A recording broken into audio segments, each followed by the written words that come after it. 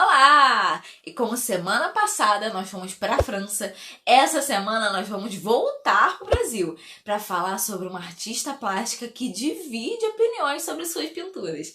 Mas isso só prova o quanto ela é icônica até os dias de hoje. Uma das maiores artistas desse país, que sonhava em ser reconhecida como uma pintora do Brasil e se tornou a dona das obras brasileiras mais caras já vendidas. Tarsila do Amaral. E eu tava pesquisando sobre a Tarsila e descobri que ela tem várias eras, sabe? Que nem a Taylor Swift, em que cada fase da vida dela vai marcando de uma forma diferente o seu trabalho. Bom, é importante falar aqui que oficialmente ela tem 3 fases, mas entrando no site oficial da Tarsila, que eu vou deixar aqui na descrição, eu achei melhor divididinho em 6, que eu apelidei carinhosamente de eras. Então sejam bem-vindos ao Eras Tour da Tarsila do Amaral.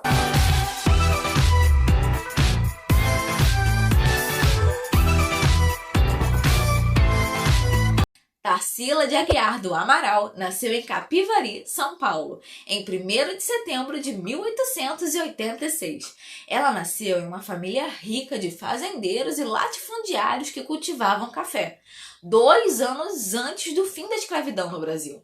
Então ela pegou ainda a presença de muitos negros como criados ali na fazenda.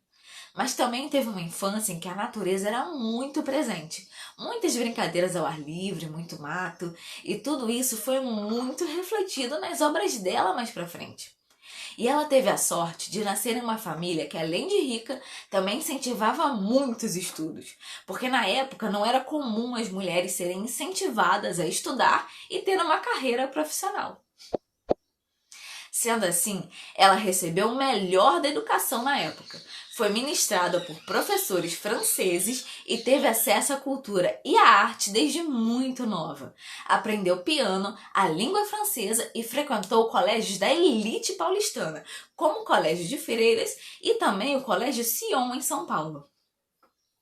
E ela foi para Barcelona completar os seus estudos e já fascinava com seus desenhos, fazendo releituras de obras famosas. Foi lá também que ela pintou o seu primeiro quadro, uma versão do Sagrado Coração de Jesus em 1904, iniciando assim a sua primeira era, os primeiros anos, que vai desde esse primeiro quadro feito no colégio em Barcelona até a sua volta de Paris a São Paulo em 1922, quando começa a mudar a sua pintura, aderindo ao modernismo. E vocês vão observar que esse primeiro quadro é muito diferente até mesmo dos outros quadros dessa mesma era. É muito legal conseguir ver o artista encontrando seu próprio estilo ao longo dos anos, sabe? Ao voltar para o Brasil em 1906, Tarsila se casou com um primo da sua mãe, o fazendeiro André Teixeira Pinto, que é o pai da sua única filha, Dulce do Amaral Pinto. E ele era extremamente machista. Parece que tá virando um hábito falar que os maridos eram machistas aqui nesse canal. Enfim, o André traía constantemente a Tarsila e era contra o desenvolvimento artístico dela. Para ele, as mulheres deveriam ficar em casa e dedicar-se exclusivamente para a criação dos filhos. O que dá para perceber, porque vendo a linha do tempo das obras dela, tem um vão desde o Sagrado Coração de Jesus de 1904 até uma pintura de natureza morta de 1918. E ela fez essa pintura depois de ter aulas com Pedro Alexandrino, já depois de se separar do pai da Dulce, em 1916. E ela ainda aguentou 10 anos nesse casamento de bela recatada do lar sem poder pintar nada. Em 1916, no mesmo ano que se separou, ela desenvolve habilidades com a modelagem em barro no ateliê de William Zadig, um escultor sueco radicado em São Paulo. E naquele curso que eu falei sobre natureza morta, ela conheceu a Anita Malfatti. Gravem esse nome. Em 1920, ela foi estudar em Paris com a sua filha, onde ingressou na Académie Julian e aprendeu sobre pintura e escultura com grandes artistas da época. E também estudou com Émile Renard. E aí sim, ela volta a pintar. Em 1920 e 21, ela faz várias pinturas que parecem meio que ensaios. Tem pintura dos ambientes de estudos, das vistas que ela tinha, dos lugares que provavelmente ela passava, de corpos nus e autorretratos. Em 1922, teve a sua tela, O Passaporte, admitida no Salão Oficial dos Artistas Franceses, inaugurando assim a sua entrada para o campo da arte. E como ela estava em Paris, ela não participou da Semana de Arte Moderna em fevereiro de 1922, mas ficou sabendo de tudo por meio de cartas que trocava com a Anita Malfatti. Quando retornou para o Brasil, em junho de 1922, a Anita apresentou ela para o grupo modernista que propagava uma vanguarda artística no país, composto por ela, a Anita, e os escritores Oswald de Andrade, Mário de Andrade e Menotti del Pitta, e juntos começaram a ser chamados de o Grupo dos Cinco. A aposta do grupo era promover debates sobre a cultura brasileira pela arte, literatura e música, reinterpretando os estilos europeus sob o olhar brasileiro. E Tarsila começou a namorar o escritor Oswald de Andrade. Pintou até um retrato dele e um de Mário de Andrade ainda em 1922, seguindo a sua estética parisiense com pinceladas marcadas, mas já usando cores mais vivas. E embora fossem figuras públicas, o casal gostava de manter a discrição no relacionamento, usando pseudônimos em cartas amorosas. Somente após a anulação do primeiro casamento da pintora, que demorou anos para sair, que eles assumiram seu amor publicamente.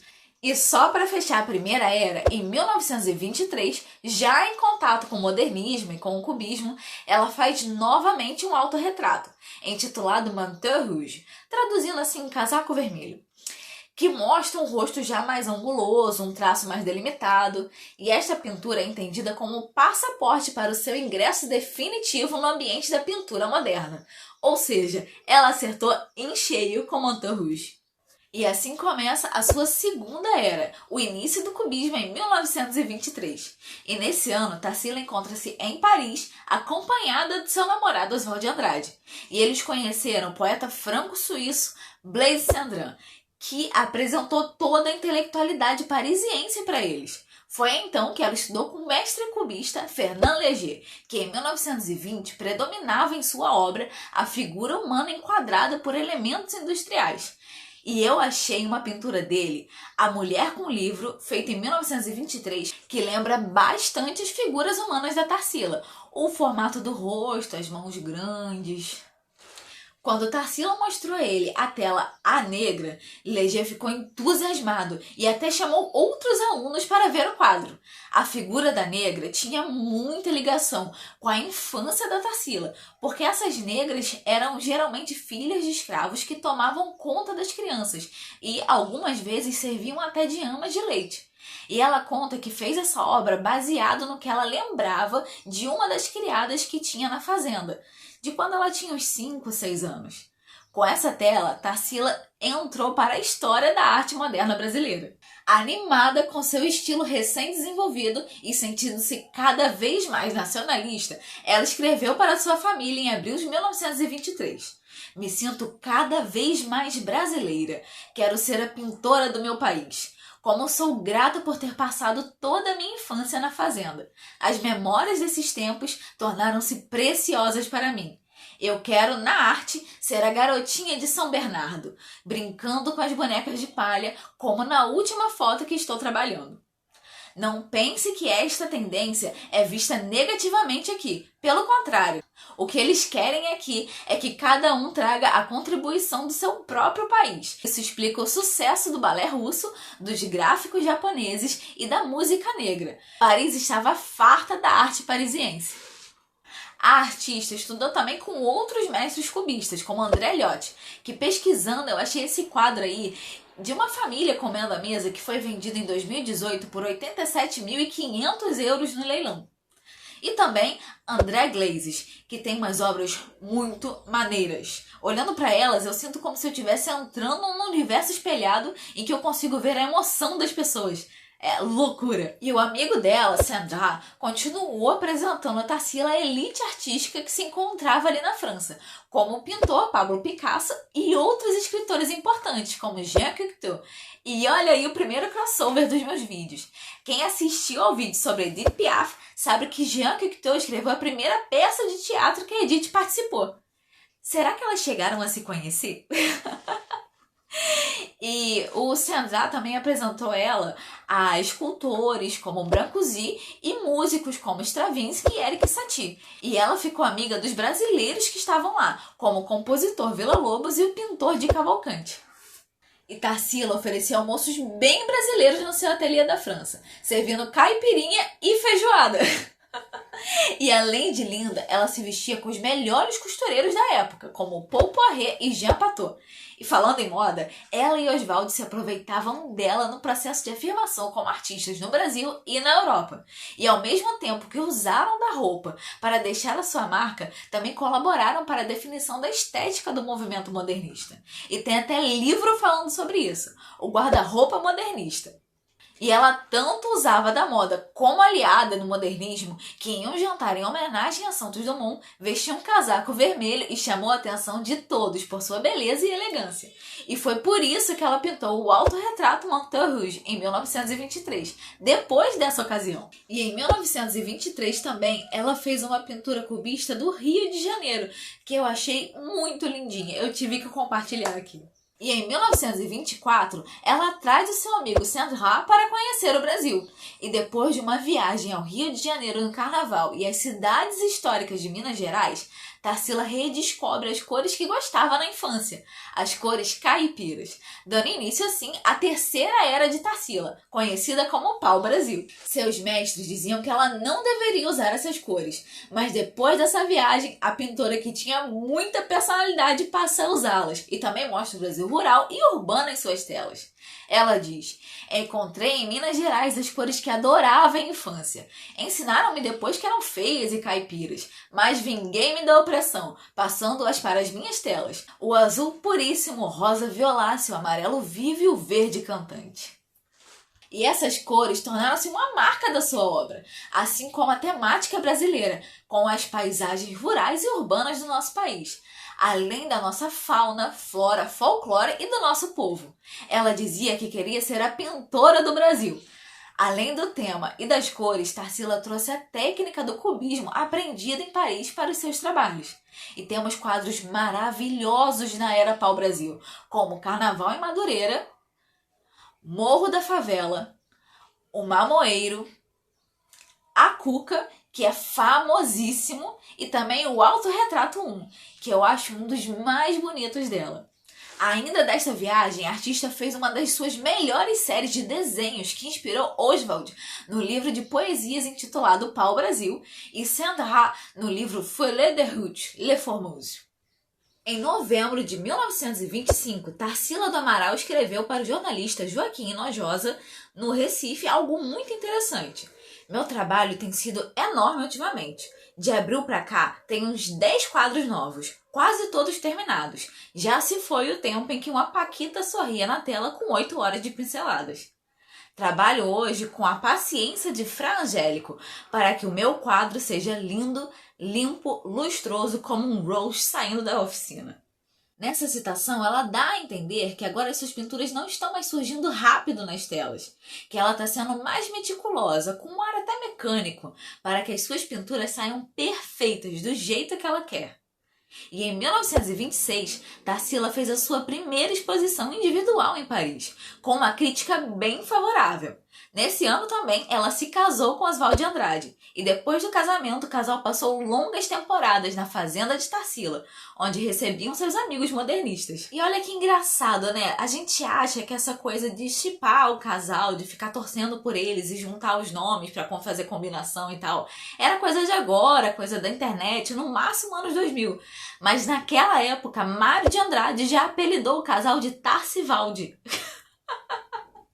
Em janeiro de 1928, Tarsila queria dar um presente de aniversário para o seu marido e pintou Abaporu. Quando Oswald viu, ficou impressionado. Disse que era o melhor quadro que Tarsila já havia feito. falou que era a cara do movimento antropofágico que ele estava criando. E com isso, deu início à quarta era de Tarsila, a era antropofágica. Beleza, mas o que era essa coisa de movimento antropofágico? Então, o termo antropofagia significa canibalismo. Sim, o ato de comer carne humana. Porém, ele usa esse termo no sentido figurado da coisa, dando a ideia de que se deveria devorar as técnicas importadas para reelaborá-las com autonomia, transformando-as em algo bem brasileiro, valorizando o nosso país. Ou seja, não se deve negar a cultura estrangeira, mas ela não deve ser imitada. E é por isso que eles batizaram o quadro de Abaporu, que significa homem que come carne humana em tupi. E foi o quadro Abaporu que inspirou Oswald a escrever o Manifesto Antropófago. E assim, ambos fundaram o movimento antropofágico. Um dos versos icônicos do manifesto, escrito em inglês no original, é Tupi or not Tupi? Eis a questão. Tupi ou não tupi? Eis a questão.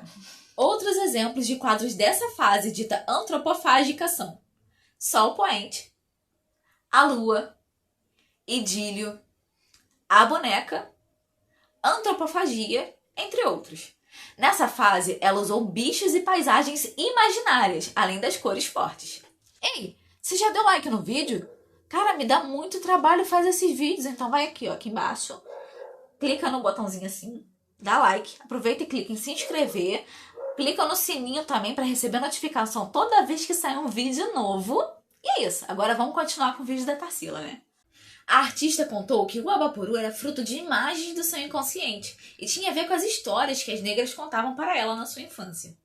E em 1929, a Tarsila fez a sua primeira exposição individual no Brasil. E a crítica dividiu-se, pois ainda muitas pessoas não entendiam a sua arte. Mas ainda, em 1929, teve a crise da Bolsa de Nova York e a crise do café no Brasil. E a realidade de Tarsila mudou, porque o seu pai perdeu muito dinheiro, teve as fazendas hipotecadas e ela teve que trabalhar. E 29 realmente não foi o ano da Tarsila, porque não bastando o revés financeiro, Oswald atraiu com uma estudante de 18 anos, Patrícia Galvão, conhecida como Pagu. Tarsila e ele se separaram, e na divisão de bens, a pintora ofereceu ao poeta uma troca, Abaporu, por uma obra da sua coleção muito mais valorizada na época, O Enigma de um Dia, de Giorgio Chirico, e ela ficou com seu homem que come. Mas em 1960, Tarsila vendeu o quadro para um colecionador chamado Pietro Maria Bardi, o fundador do Museu de Arte de São Paulo, o MASP. Porque a pintora nutria uma expectativa de que o quadro passasse a entregar permanentemente o acervo de um museu. Só que Bardi vendeu o quadro para outro colecionador.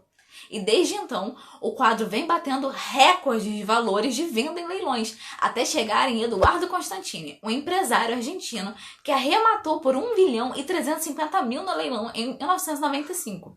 E esse Constantini criou o Museu de Arte Latino-Americana em Buenos Aires, o MALBA. E é por isso que uma das obras mais icônicas e valiosas já criadas por uma brasileira está exposto na Argentina e não no Brasil. Para ter uma ideia, como a peça não está à venda, uma das formas de se avaliar o valor é por meio do seguro feito durante exposições em outros museus. E quando ele foi exposto no MoMA, o Museu de Arte Moderna de Nova York, a apólice garantia 45 milhões de dólares. E outra, o atual recorde financeiro atingido por uma obra de arte brasileira é outro quadro da Tarsila, A Lua, também do movimento antropofágico, pintado em 1928, que foi comprado em fevereiro de 2019 pelo MoMA por 20 milhões de dólares. Já em 1931, com seu novo namorado, o comunista Osório César, Tarsila expôs em Moscou, no Museu de Arte Ocidental, e viajou para várias outras cidades e museus. A pobreza e a situação do povo russo tiveram um grande efeito sobre ela, a sensibilizando para com a causa operária, dando início à sua quinta era, a social. Ao retornar para o Brasil em 1932, ela se envolveu com a Revolta Constitucionalista de São Paulo, contra a ditadura liderada por Getúlio Vargas. Junto com outros que eram vistos como esquerdistas, ela foi presa por 1 mês porque as suas viagens faziam ela parecer simpatizante com o comunismo. Em 1933, ela pintou a tela Operários, uma pioneira na temática social no Brasil, que representa o processo de industrialização do estado de São Paulo e o imenso número e a variedade étnica das pessoas vindas de todas as partes do Brasil para trabalhar nas fábricas. E eu sei que esse quadro é uma crítica às condições de trabalho nas fábricas naquela época, mas também é uma representação da variedade étnica do Brasil, de como o povo brasileiro é um povo muito plural, sabe? E eu e o meu noivo, a gente costuma fazer uma comparação na nossa cabeça entre essa tela e a imagem que a gente vê quando vai nos estádios assistir jogo, sabe? É gente de tudo quanto é jeito, cor, costume, religião. É uma coisa assim muito linda de se ver. E eu espero que eles parem de aumentar o valor dos ingressos pra gente continuar vendo essa variedade de gente nos estádios. Porque, pelo amor de Deus, o pobre merece seus momentos de alegria, né? E nessa era também temos a tela segunda classe e outros que também podemos atribuir ao social, mas com menos destaque, como costureiras e orfanato. Em meados dos anos 30, Tarsila uniu-se com o escritor Luiz Martins, mais de 20 anos mais novo que ela. O romance durou 18 anos. E também trabalhou como colunista nos Diários Associados do seu amigo Assis Chateaubriand, de 1936 até os meados dos anos 50. E em 1938, Tarsila finalmente se estabeleceu definitivamente em São Paulo, onde passou o restante da sua carreira pintando pessoas e paisagens brasileiras. Dos anos 1930 até 1950, a artista revisita as fases pau-brasil e antropofágica, unindo-as numa fase definida como neopau-brasil, sua sexta e última era, desenvolvendo novamente obras voltadas para o tema rural e de retratos. Porém, um conjunto de 4 obras chama a atenção por mesclar o surrealismo antropofágico com tons e traços mais suaves do impressionismo. Primavera, de 1946, e Praia, de 1947, por exemplo, retratam o que parecem ser figuras humanas deitadas em uma praia. E eu não sei, mas eu adorei essas pinturas, me passam uma paz. É como se estivessem derretendo de tão relaxadas que elas estão. Em 1949, aconteceu uma tragédia pessoal na vida de Tarsila. Sua única neta, Beatriz, filha da Dulce, morreu afogada tentando salvar uma amiga em um lago em Petrópolis, e as duas acabaram falecendo. Em 1950, ela voltou com a temática do pau-brasil, com O Vilarejo com Ponte Mamoeiro, Paisagem com Lavadeira e Porto 1. Os nomes que são maravilhosos, né? E eu queria trazer também uma que eu achei maneiríssima, O Batizado de Macunaíma, de 1956. Também em 1950, ela fez uma exposição no Museu de Arte Moderna de São Paulo, onde um crítico a chamou de a mais brasileira das pintoras daqui, que representa o sol, os pássaros e os espíritos juvenis de nosso país em desenvolvimento, tão simples quanto os elementos da nossa terra e natureza. Acho que, afinal de contas, ela conseguiu ser reconhecida como uma pintora do Brasil, não é mesmo? E Tarsila participou da primeira Bienal de São Paulo em 1951. Teve uma sala especial na 7ª Bienal de São Paulo e participou da Bienal de Veneza em 1964. Em 1969, a doutora e curadora Araci Amaral realizou a exposição Tarsila 50 anos de pintura.